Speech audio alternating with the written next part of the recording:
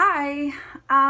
It looks like a lot of us are talking about point of view, and I know that that's something that's really changed for me as a writer versus a reader because it's one of your first big choices when you start writing. I mean, you can have a story and a setting and all these plots and ideas, and that's so individual to you as a writer, but you, like every other writer, have to make that choice.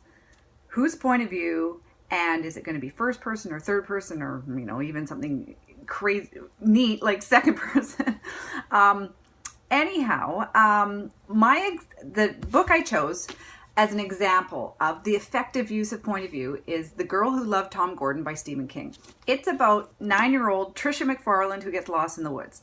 Now, it's an effective use of point of view because he does choose third person. But like Holly was saying with the book she decided to tell us about, there's tons of reverie. Because if you've got one character lost in the woods, there's no dialogue, really, except she's talking to herself. So it's an effective use of third person to give us, because you feel like you're right there in the woods with Trisha. At least I did as a reader.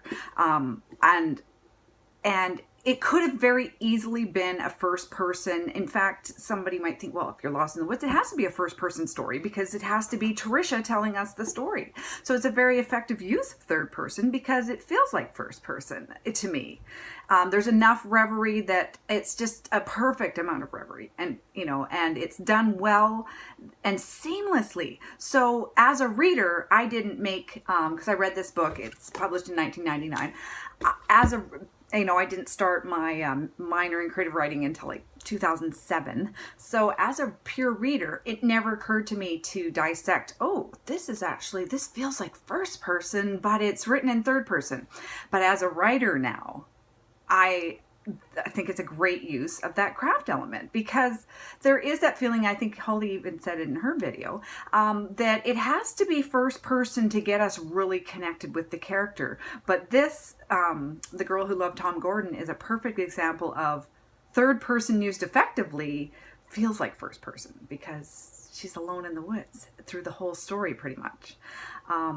In fact, and I just wanted to say about the incipit of this story, it's so good that for the dust jacket, they just did the excerpt from the beginning. They didn't have to, it's really good. I was, you had me at hello.